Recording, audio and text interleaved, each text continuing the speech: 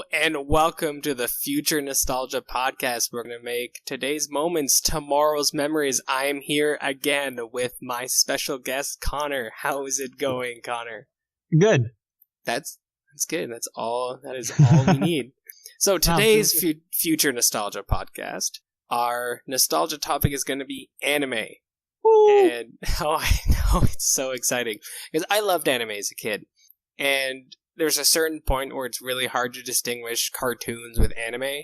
You know, some people say it's based on the style, some people say it's the country of origin, but I always thought that anime was anything that was Japanese or Chinese, so I guess, Eastern, that took something extremely seriously, and that was my thought of anime. Oh no, there's tons of animes that are just like all jokes and don't take themselves seriously. And there's like sitcoms of, well, I say sitcoms, but yeah, there's like sitcoms, there's rom-coms, there's action, of course, there's comedy, there's mystery, there's like every genre you can think of, and then new ones that are just for anime, like shoujo and shonen and stuff like that. Yeah, so you've opened the door for that with me because we talked about anime a little bit, and you mentioned about a lot of animes that I probably haven't listened to or watched. So what we're going to do is you're going to think of an anime that I probably haven't watched, which won't be that hard. It's a very easy list to look at. Yeah. And you're going to try to explain to me the plot. And, periodically I'm going to try to guess to see where it's going, because everyone knows that anime is pretty straightforward. So, yeah. Yeah, so go ahead. And obviously we'll probably start with the title. All right. So the title is, sorry, I'm not great at pronouncing these. Natsuyuki Rendezvous. Oh, it's probably an anime that has to do with tourism. Close. Wow. Right. See, I know more about anime than I thought, but you know what? Let's see where this goes. There's one or two episodes that the characters are tourists. That might not be the center plot, but you know what? Let's see where this is going. What is the plot of? I forget the name. Something Rendezvous. All I heard was Rendezvous. Yeah. Okay. So the plot is you start with this guy. This guy, he's a young adult, fresh off the slab. He's making his own in life.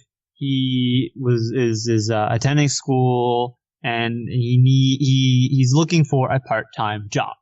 Okay. Well, no, sorry. He's not looking for a part-time job, but then we see that he goes to this flower shop. Of course, that was obviously the logical next step. Yeah, of course. And he goes to this flower shop because that was on his walk to college, I believe, from his house. Of course. And so when he has more time off, he finally decided, after like a month of walking past this and seeing the store clerk every day, finally decides to go in. Okay, let me guess. It's not a flower shop at all, and it's one of those like magic shops. No, it's a flower shop that is like just filled with gorgeous, beautiful flowers and plants. Okay, it's just a flower shop. Okay, you know what? That's a curveball, but okay, we'll see where this plot goes. Yeah, and so then he buys a plant. Well, I think I remember the first plant you see him buy is actually the little bulb cactus. That is not the flower I thought it was going to be. Mm-hmm. And so then we see he starts going to this shop more often. Hanging around and talking to people. Is it because there's a pretty girl in there and it's a love interest? Oh, you're catching on. Oh, I knew it. I knew it. The heart so, wants what the heart wants. He asks if they need any part-time help, and she's like, "Yeah, we'll hire you. Okay, that was easy.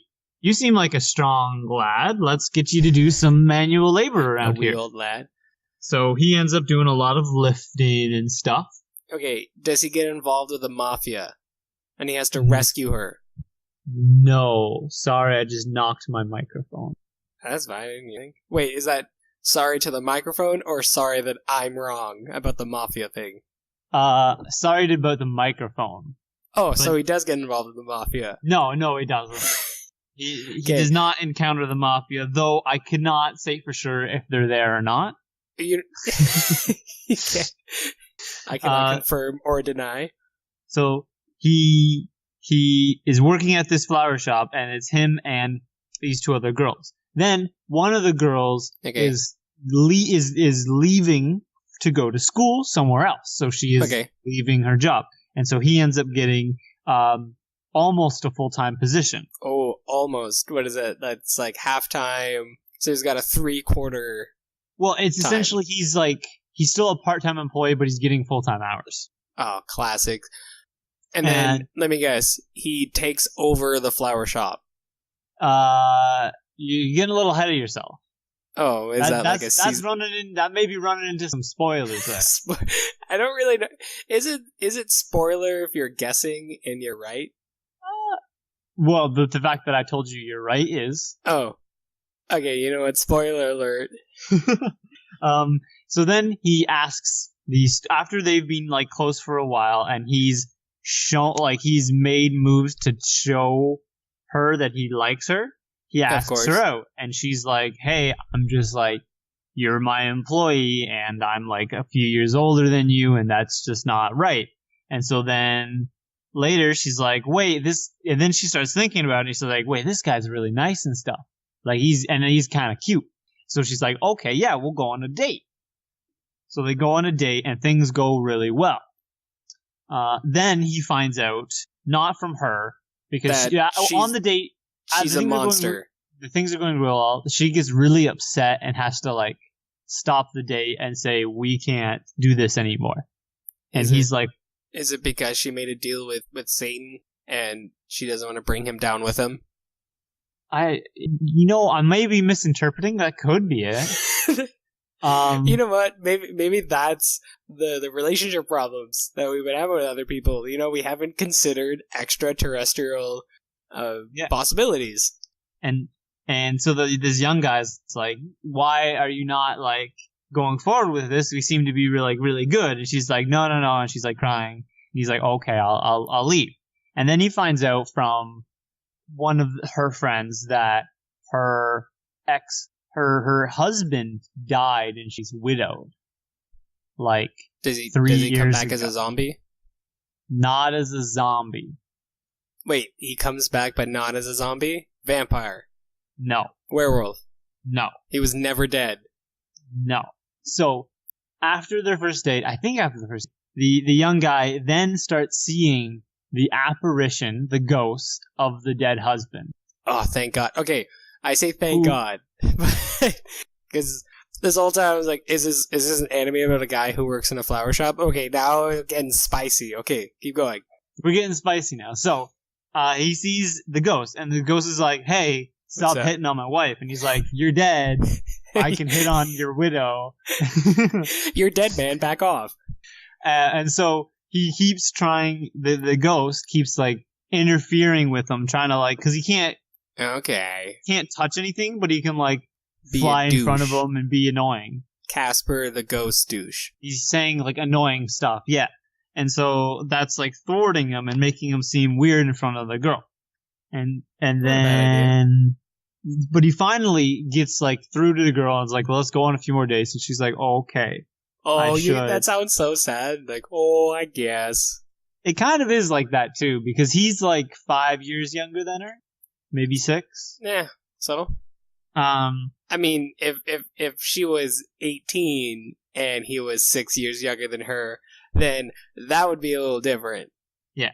So we're like probably a few episodes into the series, story-wise. I mean, the plot-wise, I've been describing. What do you think is going to happen next? Oh, this is obvious. It's rather 1, the ghost finds peace, or 2, the ghost tries to take over his body.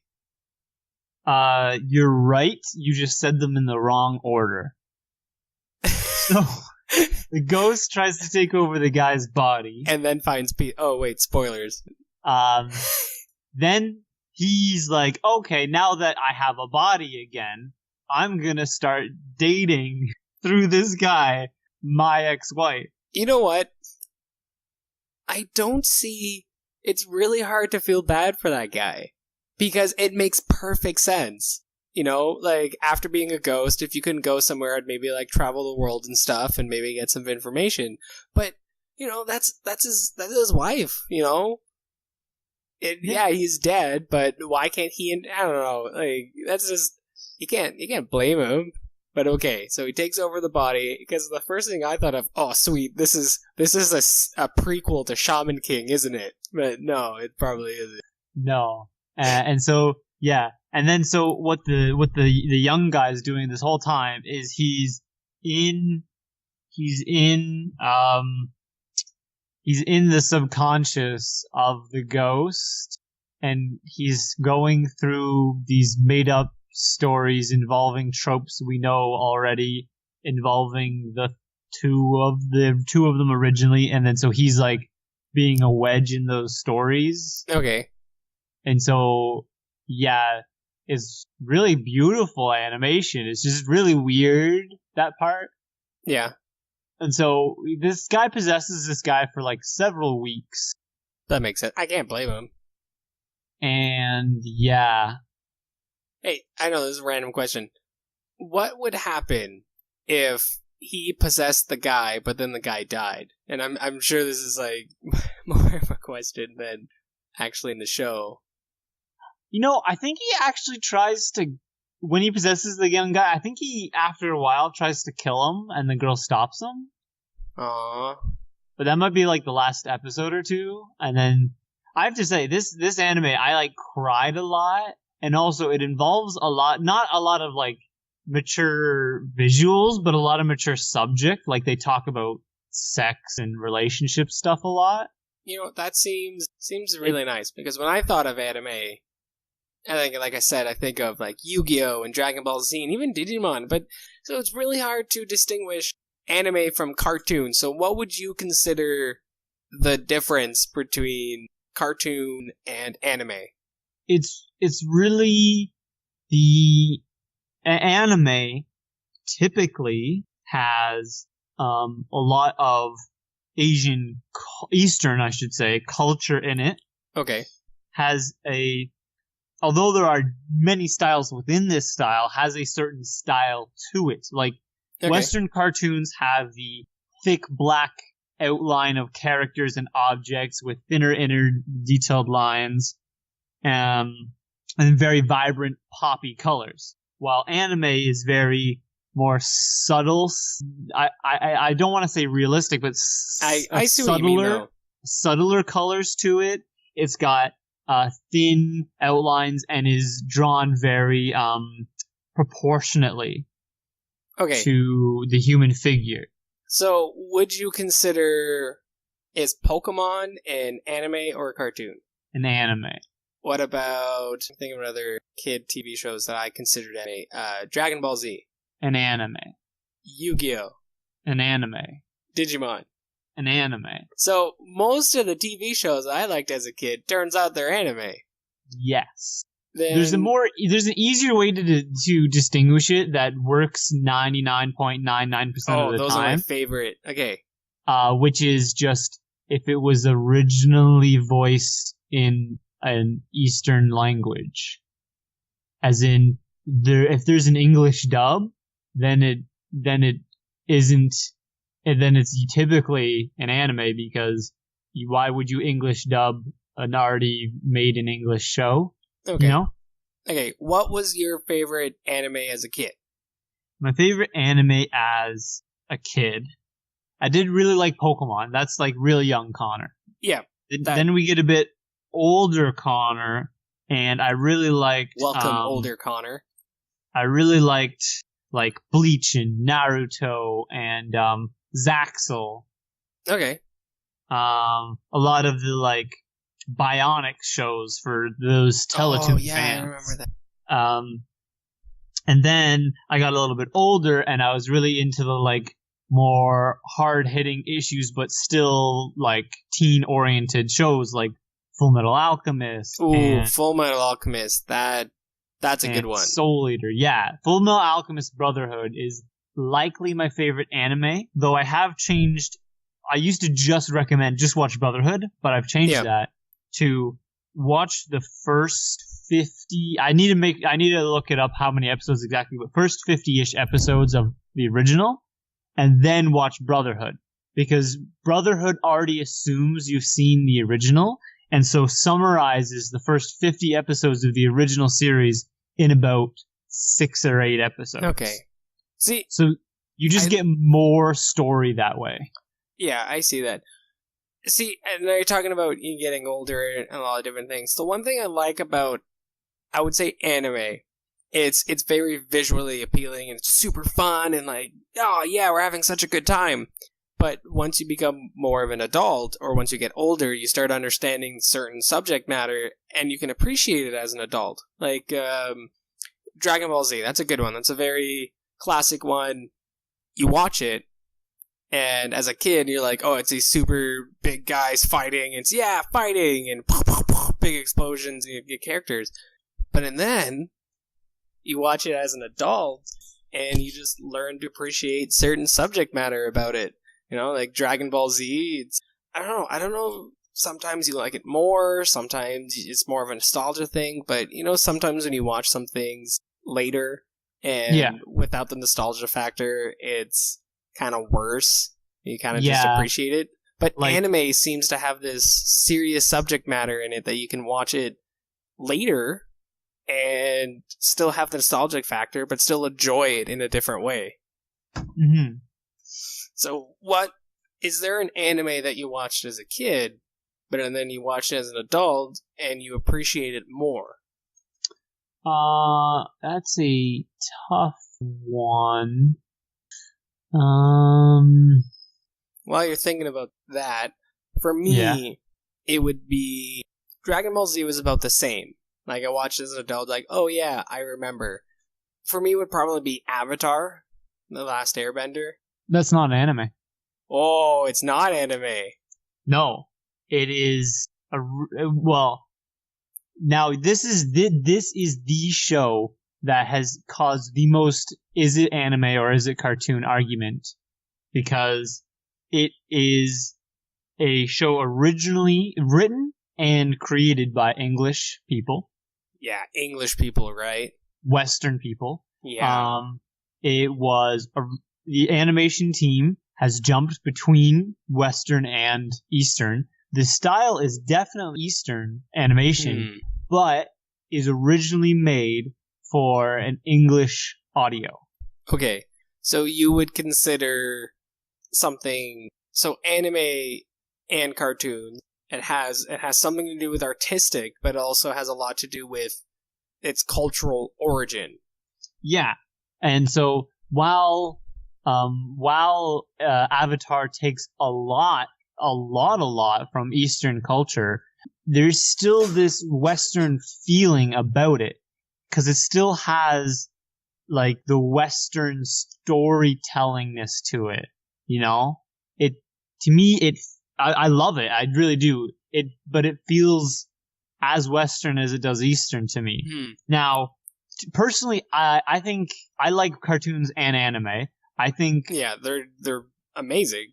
I really only use the two terms because there is a cultural difference, and because it's easier to distinguish to other people that, hey, this show's an anime, this show's a cartoon.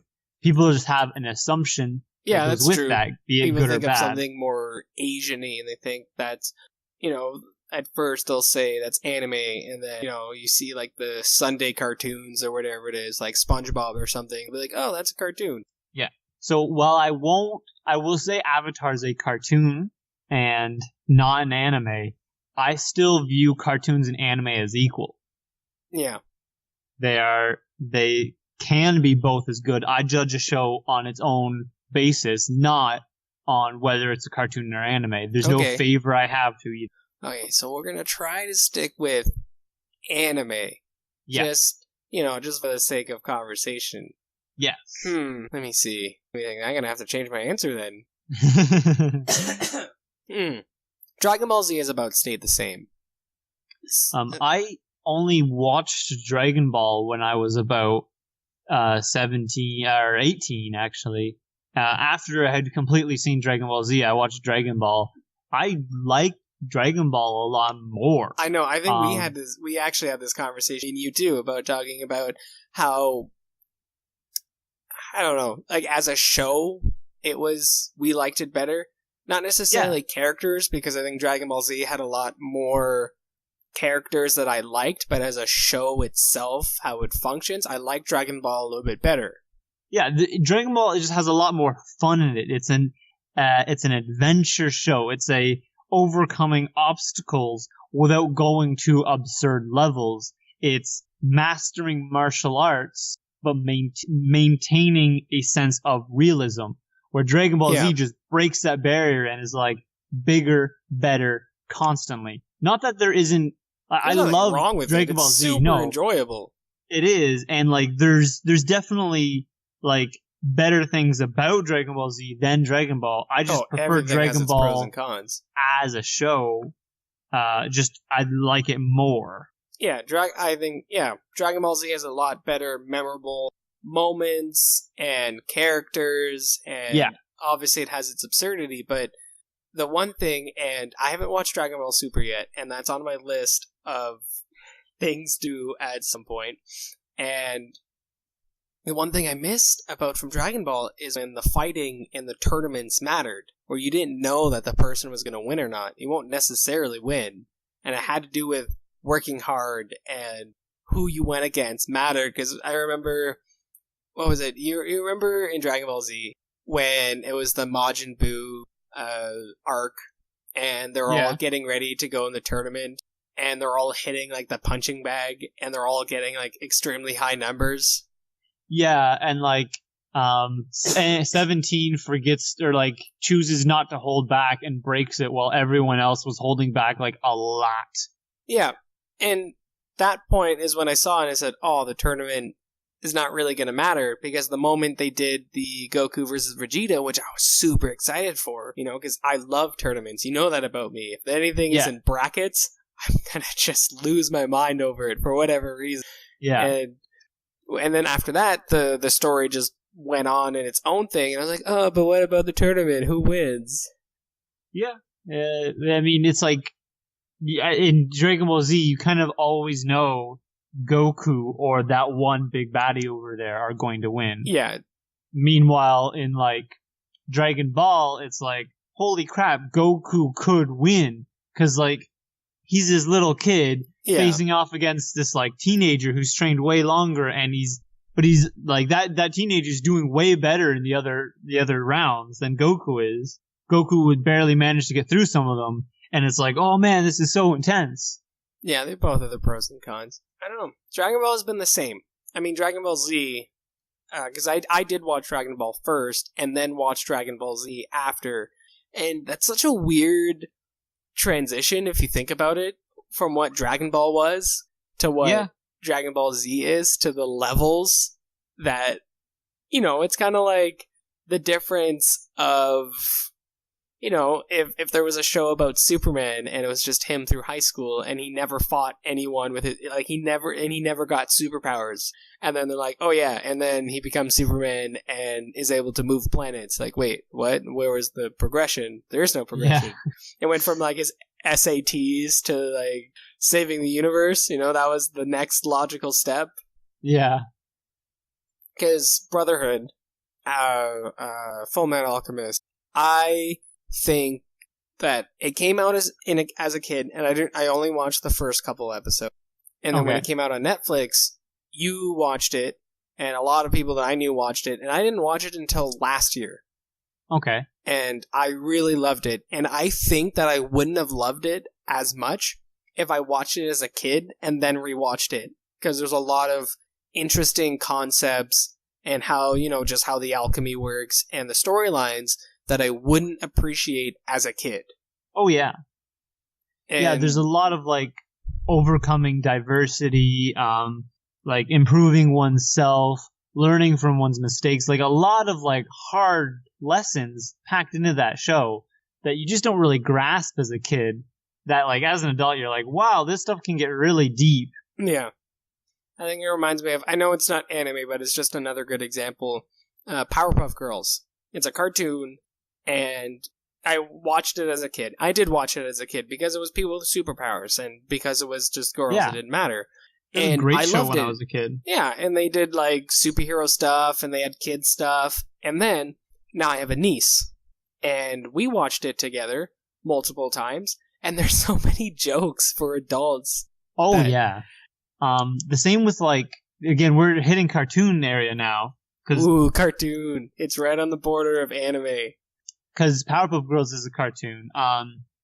Fairly Odd Parents is the same way. It like I remember like watching it as a kid, and my parents didn't necessarily wouldn't watch it without us, but like enjoyed it because there's like hidden adult jokes in it, like just a ton. Yeah, the two fairies are like the dirtiest characters. I know. So is there an anime that you appreciate more as an adult after rewatching it? I don't know. There hasn't been a lot of animes that I've rewatched. Okay.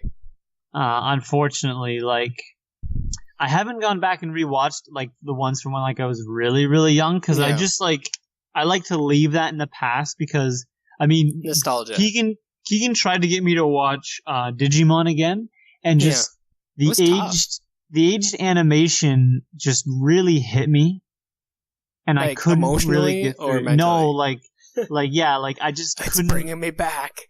It was just like the animation and like how it was done is good for the 90s. For nowadays though, I'm like this. Especially I watch a lot of anime. I'm like there's like I see mistakes I can't get over.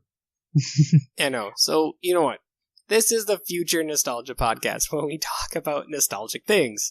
So, is Digimon the only one that sometimes things should be left in the past? That sometimes if you really enjoyed it as a kid, it should just be one of those things that you just talk about. Oh, I really like this show, and whatever. Like Digimon. No, I see. Like no, like because Keegan loved Digimon like a lot, and he still talks about it, and he still looks at it. He still enjoys that so much, the same way I do Pokemon. Yeah, I was gonna say it's about the same. I would say it's about the same comparison. Yeah, I don't like Digimon was primarily a show, and Pokemon was primarily a game. But I still love the games. I love like every Pokemon game that comes out besides the spin-offs. I just like really love like being invested in Pokemon. I will not give up Pokemon at being as an adult. Now, a show that meant less to me, like Digimon, I will let go because it's better for me in the past than it would be in the present. Because I wasn't a super fan. Yeah, I think everyone has their thing that they've carried on as a kid into adulthood, and it's just stuck with them, while other things is more like a memory. Here's one anime that I got to appreciate its absurdity as an adult, because we watched Yu-Gi-Oh!, right? Oh, yeah. And I think the original season, before they went to like motorbikes and school and whatever. Yeah, the original series. Yeah. It was 5 seasons, I believe. And if I'm wrong, it's 5 or 6. And I remember watching the first season, the other seasons and whatever, and you just enjoyed it as a card game, for its whatever it was. And then I never watched the last season. So as an adult, I said, you know what? I want to finish it. Just cause, I remember as a kid, I want to know how it ends. And I watched it, and you come to appreciate the absurdity of it, how it's always like heart of the cards, and it's completely about luck and friendship, and that's what really saves the day. Well, they also break the rules. Oh, they break the rules all the time. I remember as a kid, I wanted to be better at playing Yu-Gi-Oh! And I looked up and I tried to research on the internet how to become better. And the number one rule was don't believe in the heart of the cards. So now that we've talked about, cartoons and anime, and we talked about things you appreciate as an adult, what cartoons or anime, well, should stick with anime, that you watch now that you think you're going to appreciate more in 5-10 years from now? Or is there ones that you watched as a kid and then you appreciate now and you think you'll appreciate more in the future? Ones I will appreciate in the future. That's hard to judge. Oh, it's tough. It's tough. I think I'm going to appreciate. Well, I've already started to appreciate it. Really, so like a trend that's happening worldwide right now, especially in worldwide. I'm a part of that. Yeah, especially in Hollywood movies, is superheroes are huge. Like superhero movies are dominating the box offices. Yeah, that's true. They own it basically. Superhero movies and TV shows, even like on Netflix, are just like ruling the screens. Yeah. Now there may have been more, but in the fall there was One Punch Man, which the first season of One Punch Man, which was amazing. Loved it. It is fantastic. And it is not exactly, but like it's what someone who is very familiar with the Eastern culture and Western, to what you would expect of a like superhero stuff from them, where it's like they have this different civilization set up and like superheroes exist and everyone's okay with it. Everyone's just cool. And like they expect superheroes, and superheroes have this like ranking system and like get paid for their work. They're like cops, basically. They're like the special cops. Special cops. And they're getting like paid for it. Like in One Punch Man, he goes and registers to be a professional hero and ends up getting money for taking down bad guys. Yeah. There was a new superhero show, anime, called My Hero Academia. My Hero Academia is another high school one? Yes, but instead of going to normal high school, they're going to superhero high school. Ooh, that actually doesn't sound that bad. So in this world, 80% of the population has a quirk or a power. And so I like it was just a quirk. Yeah, so like 80% of all the population have the potential to be a superhero. Not all go for it because it's dangerous work. Of course. And you have to have like a skill you can use well. 20% doesn't. Our main character doesn't have a quirk and wants to become a superhero. Yeah, that actually sounds really good. And it is 100% like the old, like it's One Punch Man is kind of very violent and kind of very mature audience, I would say, like teenage plus. My Hero Academia, though it does have some more mature themes and can get very brutal at times, has this very light, childish, fun-loving feel. Most twists and turns in the plot you can predict. Okay, so it's a but lot not more. In a bad I don't way. I don't want to say childish, but it's a lot more reminiscent of the older animes that we watched as a kid that were more childish. Yeah, like it's definitely a shonen, but it looks really nice. You just fall in love with these characters, and like it's taking superhero in a slightly different direction than we're used to in Hollywood blockbusters. Okay, so you think you're going to appreciate that one in like 5 years? You're going to look back and rather still appreciate it? Or in 5 years, I'm for both those series, My Hero Academia and One Punch Man, who have both been like 90% confirmed for a second season. Okay. I think I will appreciate them and what they've done for not only anime but superheroes in general. Okay. And I'm still watching new seasons of them. Because they're that good. They're very good. I wonder which one that I'm going to appreciate in like 5 years. Because I'm not really watching a lot of new things right now. I'm not really watching a lot of new things. But here's one I think I'm going to appreciate. I think I'm going to appreciate Naruto a lot. And this is why. It's because the only way that I never watched Naruto. Not at all. But Ben watches Naruto. And every single time, I would see him in another 2 or 3 weeks, I would ask him to tell me about the newest episodes, and then he would explain it to me.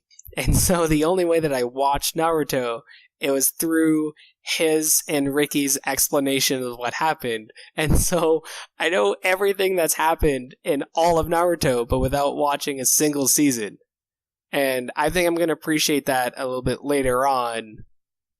I don't know, just because. Like, I think it's going to be one of those things where when we're going to have a discussion and people are like, oh, remember Naruto? Oh, that was so good. And I'm going to just talk about it. And I wouldn't have watched a single season. And I think I'm going to appreciate that. Not necessarily the show, but just the way that I get to talk about it without even seeing a single episode, but still understanding the whole story.